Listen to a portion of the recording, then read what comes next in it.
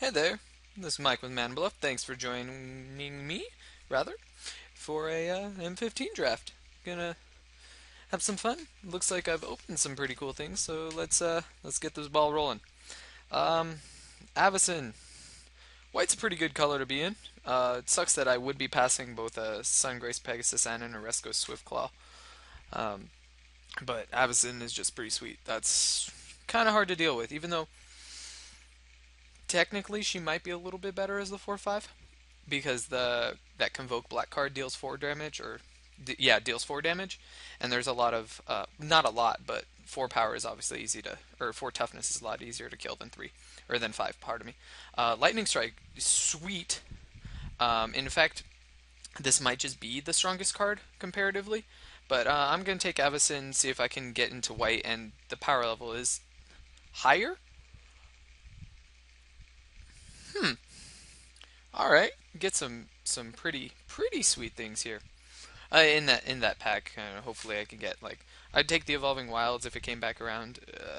Get rid of that. Here though, Boonweaver Giant. I feel like you can get this a little bit later. Plus it is 7. I know. Granted, I got triple white in the form of Avacyn over here, but it happens. Frostlinks is one of the premier commons, and blue white. I wouldn't mind it. Roaring Primadox.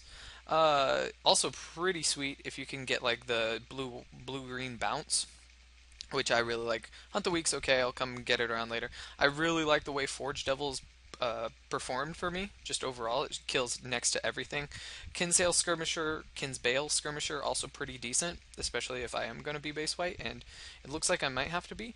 In terms of power level, Roaring Primadox might be a little bit better than the Frostlinks, just because there are so many overall synergies that you can have for it. But I think.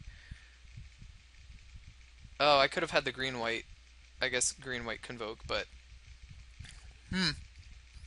Well, in terms of cards that I definitely do want to be playing, and then maybe I am a little bit more controlling, a Constricting Sliver is going to be really sweet. Sign and Blood's kind of unfortunate that. I mean, kind of unfortunate. Sign and Blood's just a really good card. Um, Otherwise, there's nothing particularly exciting. I guess the Green Drafter to my left, if they pick up the Roaring Primadox, is also going to have like a Runeclaw Bear. Um, but overall, the cards are just okay. These are good. A lot of them are just good filler cards. I mean, Sign and Blood's really good. It's not filler. Constricting Sliver is the best one here. Obviously, it is late. Keep color scheme. Um, it is a late game type card, but that's cool. Um, Frostlinks does want to be a little bit more aggressive, but I will use it defensively if I must. And the Constricting Sliver, though, that's the pick. Okay, well, Flesh to Dust. Gladly take that here. It does cost 5, obviously. I'm guessing you all know what Flesh to Dust does by now, and can read if not. But I think it's more powerful than the Frostlinks. Now, this is starting to get a little crazy in the form of white, white, white, and double black. But if I can get there, then I can get there. My curve is already super expensive. And if I do end up being like blue, black, that's okay too. I have a feeling I'm gonna stay in white, considering these are both super powerful cards. And alternatively, of course, I could just stay on the Frostlings path, but a fourth pick Flesh to Dust, pardon me, after being past a Sign in Blood, I feel is a pretty good signal that black is open. And well, that's kind of unfortunate. Nothing great. The Netcaster Spider I actually like a lot, um, and I feel might be one of the better cards in this pack. I'm Blast Firebolt, you'll play it, but I'm not going to jump into red for it. This sliver is particularly unexciting, but if I do have the Constricting Sliver out, then this sliver gets that ability, which is pretty sweet. But I'm also not going to be picking it up right now. If the black sliver was the Death Touch one, I'd pick it here. The pick is going to be the Sungrace Pegasus, though, because I know I'm probably going to be playing white, and the Sungrace Pegasus, even if I don't enchant it, is a pretty sweet card. Wow. Okay, so things not in my colors at all. Uh, I'll get a Fester Gloom, so I'm not even I don't want to waste a pick on it. Inferno Fist, though, I could pick up a red card if it's an Inferno Fist. It's better than Hunt the Weak, and Inferno Fist plus the Sungrace Pegasus is pretty sweet. Goblin Rough Rider is a serviceable card, and you'll want to play it in your red decks. But Inferno Fist it is. So I kind of don't necessarily know what colors I am right now, but that's okay. Military intelligence. If I was more blue and I was a little bit more aggressive, that plays into the like the Sungrace Pegasus Frostlings plan. I do have it highlighted right now, which is okay. I don't think that's crazy that I'm not getting more black cards. I guess fourth pick Flesh to Dust not as good as I thought it was gonna be. I see a lot of people playing the Tyrant's Machine. I've every time it's been played against me, it's been so underwhelming. Like it hasn't done what my opponents wanted it to do. I guess the pick here is Oppressive Rays Rummaging Goblin. Uh, I will take the Rummaging Goblin because if I do end up in a if the Inferno Fist is where it's going to be at, then I'll be glad I had a Rummaging Goblin. Whereas the Oppressive Rays, it's better in the aggressive deck, and I'd play this even in a defensive deck where Rummaging Goblin would be getting a lot of value. The pick is Bronze Sable here. I'm not going to jump into a fourth color potentially for another Netcaster Spider. It does make me sad that I passed. This is the second. I passed at least one more than those. But the Bronze Sable, it's no matter what I play, it's on color. Ooh, tough. I like myself in Evolving Wilds, definitely, especially if I don't know what's going on here. Jace's Ingenuity late though is pretty good. Um, but there is a chance if this Boonweaver Giant came back that I'll be getting another Boonweaver Giant in the pack after this. So I think I can safely take the Jace's Ingenuity. And I did get the Boonweaver Giant. That being said, Coral Barrier is quite good. I am, I guess, passing up on that the Inferno Fist Rummaging Goblin pick and cementing myself a little bit further into blue. I could further cement myself into white. I guess I'm technically not even necessarily white, even though these are three good cards. I'm probably not black. I am probably white. I took the Coral Barrier because I think blue-white is going to be the better deck given what was coming around. Um, that being said, being in blue-white, I could have taken the Boonweaver Giant, but I don't have in these two sets of colors. There's no real auras that I have yet that I'd necessarily want to find with it. Granted, what I could get Spectral Ward, but that would be I'm not gonna play to open up the rare. So pretty firmly not black. I'm trying to think of what other potential pick was in that pack. I just looked at Flesh to Dust too quickly. Oh, cool. Got rewarded, kinda. Dauntless River Marshal. It's pretty sweet. I am really sad that this is yet another Lightning Strike that I'm not able to pick up. I guess I could splash it, but since I am in the colors already, the Dauntless River Marshal is good enough. I also like these other cards too. I'll play a Statute or a Research Assistant, but Dauntless River Marshal is pretty good. Yeah, Dauntless River Marshal it is. I would take Research Assistant might come back around. I'd play it. I'd play the Gargoyle Sentinel as well. Ah, here we go. Rewarded Triplicate Spirits. I like that. It's actually a pretty decent pack. I like this type of effect. The rare version of it is just a complete blowout in so many games. I guess another Flesh to Dust. Triplicate Spirits is still better. Johnny's Primate's going to be pretty good. I mean, of course, if nothing else, I would play a 2/2 for 2. But we might be able to find some ways to pump it, or pardon me, gain some life. But nonetheless, Triplicate Spirits is easily the pick, especially if I can see myself going a little bit later. What might come back around? Turn to Frog probably won't. I mean, Invisibility will be coming back around. Anything that I want to play? Maybe a Chrono Stutter if I need to. My curve is already pretty high. But there are a couple cards that I would like to play. I would like to have at least one Pillar of Light because I might have trouble in this deck getting rid of big flying type things. Ooh, let's sort this by converted mana cost. All right, decisions. Just another military intelligence. If I start loading up a little bit on this end, it could be pretty good. I've been the utmost impressed with the Heliod's Pilgrim. Uh, I like it a little bit better than the Boon Weaver Giant just because it's a lot cheaper, and I don't want to be clogging up the top end like that. And if I can stay as much white as possible, that would be good, considering Avacyn. I still don't know if my deck is necessarily the military intelligence deck. I mean, it could be if I start getting more triplicate spirits, but I guess with the way that military intelligence came late, there's a chance this comes around. Uh, Encrust, definitely good. Also, Wall of Essence, especially if I plan on being a little bit more controlling. But I'll take the pretty sweet 3-drop. Maybe I pick up a cool aura. I would take any of those other cards as well, just because they are really sweet. Man, Gravedigger, that makes me sad. Just because that guy is sweet. It's okay that I am. I got cut. The black got cut super hard, so I could have had a couple more black cards. I guess I could have had another Flesh to Dust, but the Triplicate Spirits is way better. And then I'm not going to pick up the Gravedigger here because I'm not going to splash the Gravedigger when I could have. I guess this is a 5-drop, so underwhelming. None of these cards are particularly exciting. I do want to get at least one aura, but I'll get a Divine Favor later on. Hydra Surge, not a card. Still not in on Tyrant's Machine. I do have the couple 5-drops.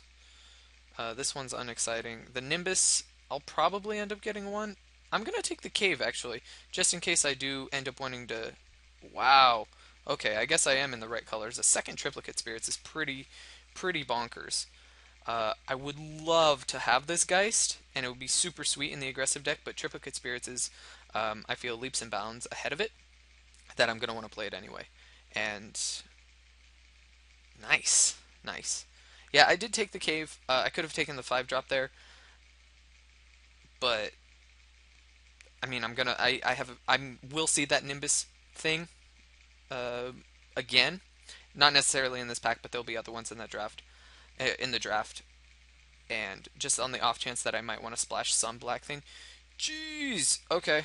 So I am in the right color combination, definitely. Um, I did say that I wanted one of those better auras. Marked by Honor is one of those better auras, but Dauntless River Marshal is definitely a way better card, even in conjunction with the Heliod's Pilgrim. So I'm taking it here. There's even a fairly slight chance that something like that or the River Marshal comes back around. In this pack, it'll probably just end up being the Midnight Guard. I'm not going to have that many blue creatures themselves, so the Paragon isn't going to be all that great.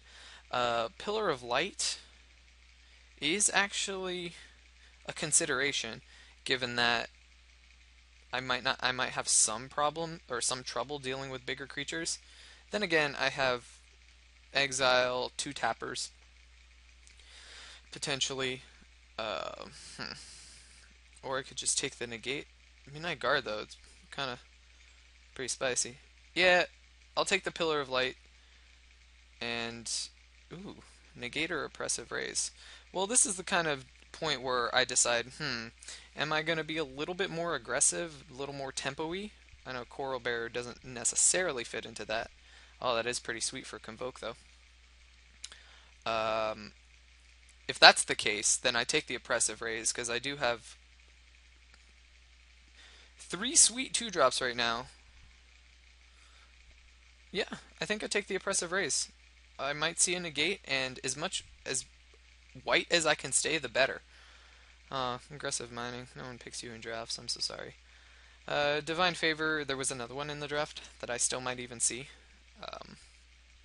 I'll take a Research Assistant because it's another 2-drop, and I'll play it if I'm defensive or if I'm aggressive.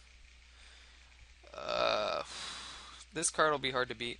Oh, and the pick of the Pillar of Light, because I do want one of this effect for the sideboard, whereas the 2/3 Midnight Guard, replaceable. 3 power is good, but the effect is replaceable. Chronostutter, I'll see another one of those. This card is actually slightly worrisome, but oh, there was a weird ding. Ooh hoo hoo. And I was right. I did get the military intelligence back. Alright, so plan has changed a little bit. I don't want someone to have the Unmake the Graves statute, sure. And yet another statute. Alright, so it looks like I might be on a little bit more of the aggressive plan, given that I have the Oppressive Rays, a military intelligence, Pillar of Light I'm going to leave in the sideboard for now, as with same with the caves. Oh dear. Well, I think I take 2 Avacins, because that's just good.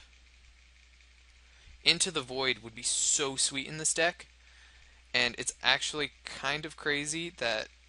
No, wait, I'm not passing the other way. The person to my right is probably is most definitely in black, considering I was passing some pretty, or, well, black was getting cut. At least someone on this side of, where am I? So someone on this side of me, probably at least one of these 2 people. That pack that I got the 4th pick of, Flesh Dust, must have been stacked for black. But at least one of these people should be in black. And it's unfortunate that Ob Nixie is going the other way. I could see the case being made for taking an Into the Void if I do want to be a little more tempo-y, but I would gladly take a second Avacyn over it, because 4/5 flyer, 5/4 flyer is going to be hard to deal with. So swoop de doop, shoop de whoop rather. Now decisions. A second Heliod's Pilgrim would be sweet if I already had an aura that I could grab with it. It might just have to be the Void Snare. I'm not excited about Soulmender, especially because I don't have the thing that makes it cool and big. And the deck is kind of panning out to be slightly more aggressive anyway.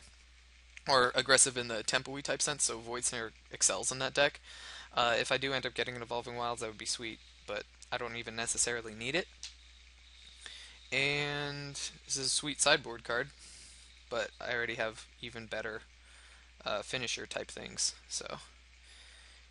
If I do end up getting really sweet auras, then the Heliod's Pilgrim, I'm going to be slightly sad that I didn't get that. Oh, this guy is pretty much beating. Yeah, still kind of not getting much. Congregate, not excited to play.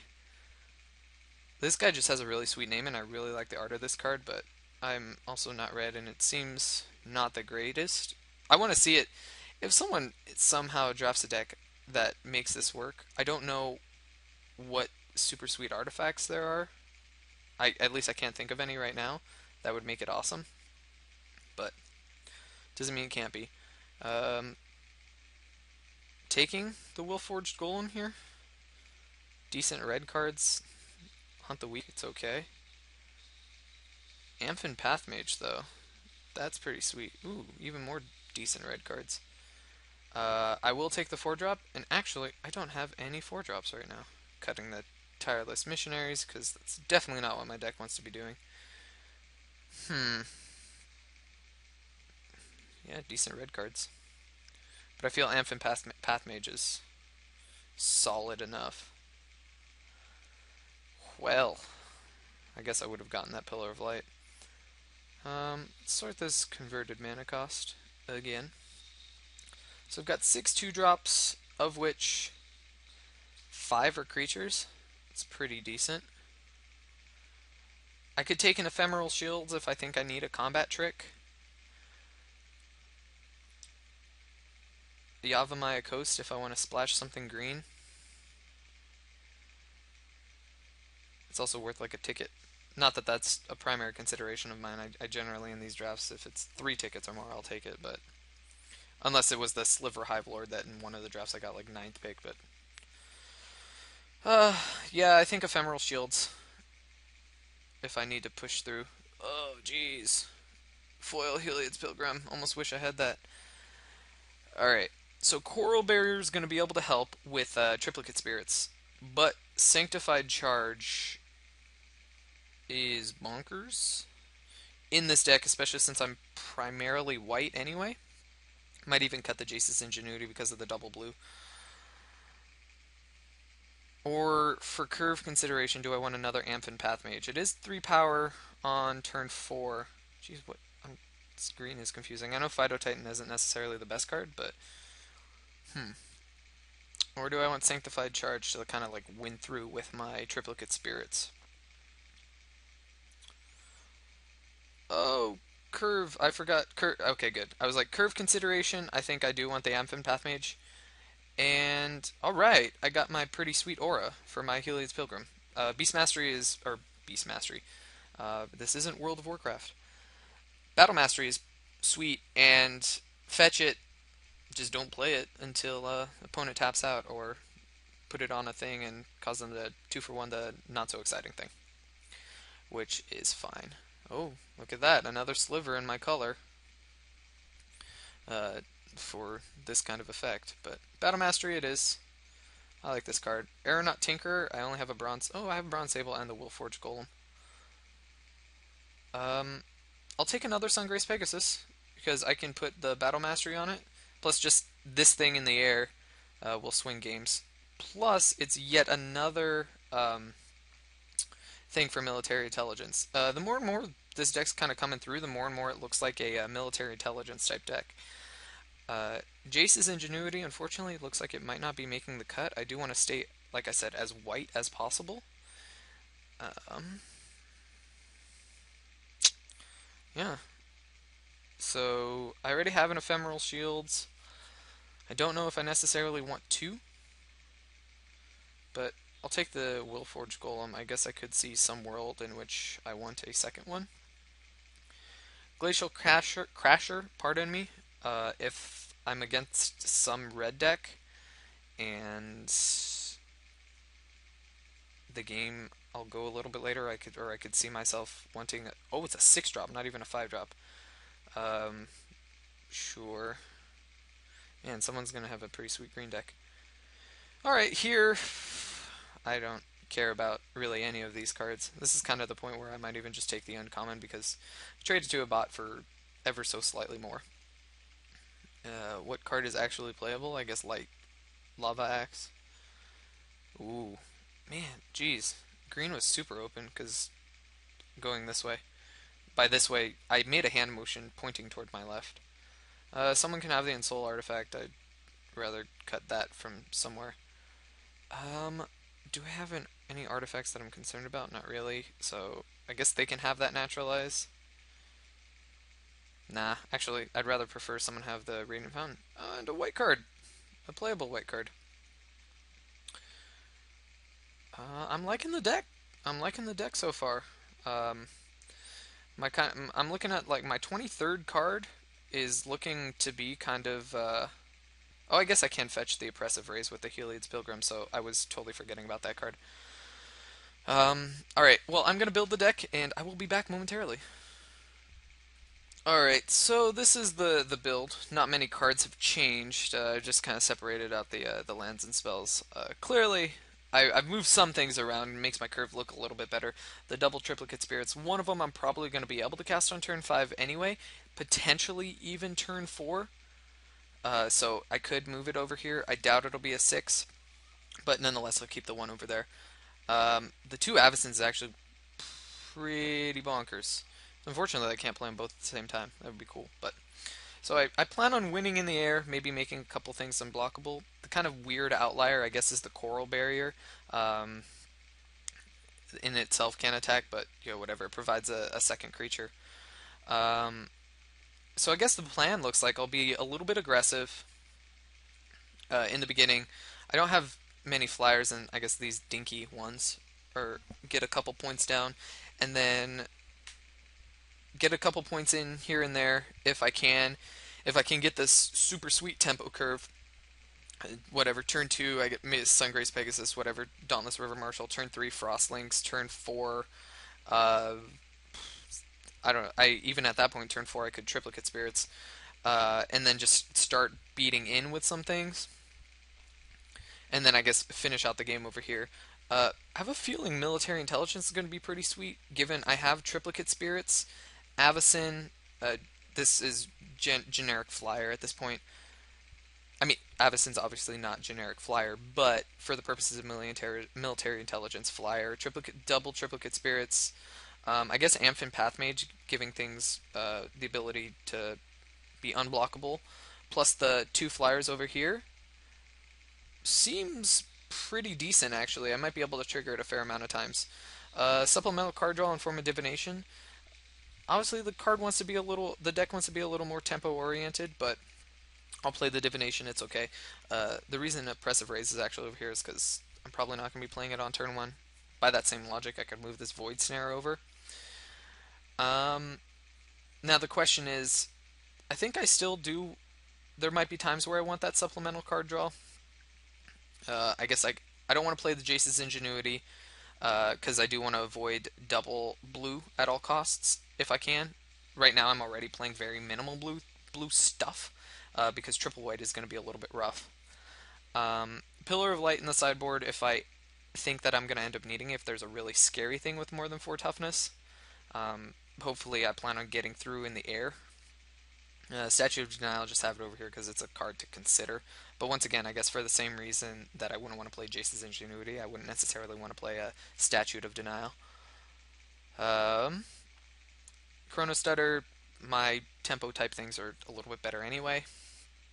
Glacial Crasher, even though the double blue applies here as well, I guess if there is some other grindy-ish deck that plays red, I could side it in. Because on turn 6, I'm obviously far more likely to have it than turn 5, but... Alright, I'm talking myself in circles, really. Here, I like it. Like I said, some of the cards I could think about cutting. Ephemeral Shield is... I mean, I'll play it. I'll be able to, most of the time, convoke it. Divination's fine. I want to see how sweet Military Intelligence is. 6 2-drops, I have a feeling like I'll be able to attack in. Especially, even though the Research Assistant is underwhelming as an attacker, that 3 toughness is going to be pretty sweet because I'll be able to trigger the Military Intelligence. Amph and Path Mage obviously works well with that. Frost Links, I guess that 4th pick, I could have taken another Frost Links, so I could have had 2 Frost Linkses instead of the Flesh to Dust. But hey, you know, 'tis the way the draft works. I wanted to remain a little bit open, and 4th pick Flesh to Dust I feel is respectable. Heliod's Pilgrim finds me the Oppressive Raise or the Battle Mastery if I need it. And hopefully this draft goes well. Let's sort this by color, see what we got. A lot of stuff. I'm thinking 11-7, but let's see what Moto says. Add basics. Or 11-6, pardon me, that's what I meant. 11-6, and I feel that's fine. If I don't play the Research Assistant on 2, I have I have a bunch of other 2-drops to compensate. And the case could even be made to go 12-5, just so that I do hit the Avacyn. And the more I talk about it, I'm kind of tempted.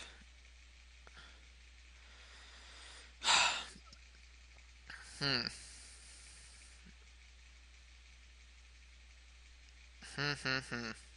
It is quite tempting. That might be right. 12-5. Because just hitting... Oh, geez. Avacyn on turn 5. So this is almost twice as many. So at turn 5, odds are I'll have just over, or just under 2-1. So by turn 5, if I land, if I have the 5 lands, and like I said, just under 2-1, then yeah, there's pretty halfway decent. All right, let's do it. I like the 11-6. It's fine. We'll see if I should be 12-5, but the configuration thus far seems pretty sweet. I will see you in round 1.